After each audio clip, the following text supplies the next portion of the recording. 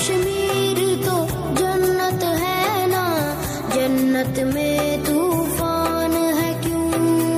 حق تو حیوانوں کے بھی ہے، درد میں پھر انسان ہے کیوں؟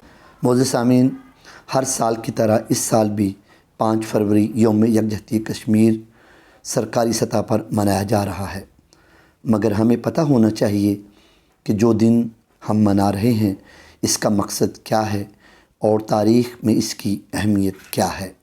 معزز سامعین، اگر ہم اس دن کو منانے کی تاریخ کی طرف نظر دوڑائیں تو اس وقت کے امیر جماعت اسلامی قاضی حسین احمد نے 5 جنوری 1999 کو لاہور میں ایک پریس کانفرنس منعقد کی اور پاکستان سمیت پوری دنیا میں مسئلہ کشمیر کو اجاگر کرنے کے لیے 1 ماہ کا وقت دے کر 5 فروری کو ہڑتال کی اپیل کر کے یوم کشمیر منانے کا فیصلہ کیا۔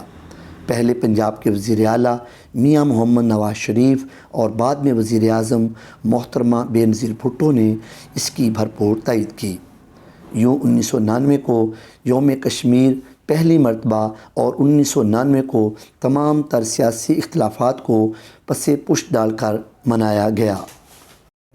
اس طرح باضابطہ طور پر 9 جنوری 1990 کو پریس کانفرنس کے ذریعے جماعتی فیصلوں کے مطابق 5 فروری 1990 کا دن یوم یکجہتی کشمیر کے طور پر منانے کا اعلان کیا۔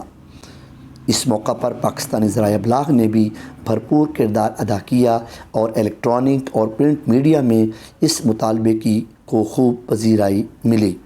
پنجاب حکومت نے سرکاری سطح پر یوم یکجہتی کشمیر کی حمایت کا اعلان کر دیا۔ امیر جماعت اسلامی قاضی حسین احمد نے 5 جنوری 1999 کو لاہور میں ایک پریس کانفرنس منعقد کی اور پاکستان سمیت پوری دنیا میں مسئلہ کشمیر کو اجاگر کرنے کے لیے 1 ماہ کا وقفہ دے کر 5 فروری کو ہڑتال کی اپیل کر کے یوم کشمیر منانے کا فیصلہ کیا۔ پہلے پنجاب کے وزیر اعلیٰ میاں نواز شریف اور بعد میں وزیر اعظم محترمہ بے نظیر بھٹو نے اس کی بھرپور تائید کی۔ یوں 1999 کو یوم کشمیر پہلی مرتبہ اور 1990 کو تمام تر سیاسی اختلافات کو پس پشت ڈال کر منایا گیا اور پھر یوں 9 جنوری 1990 کو پریس کانفرنس کے ذریعے جماعتی فیصلوں کے مطابق 5 فروری 1990 کا دن یوم یکجہتی کشمیر کے طور پر منانے کا اعلان کیا۔ اس موقع پر پاکستانی ذرائع ابلاغ نے بھی بھرپور کردار ادا کیا اور الیکٹرانک اور پرنٹ میڈیا میں اس مطالبے کو خوب پذیرائی ملی۔ پنجاب حکومت نے سرکاری سطح پر یوم یکجہتی کشمیر کی حمایت کا اعلان کر دیا۔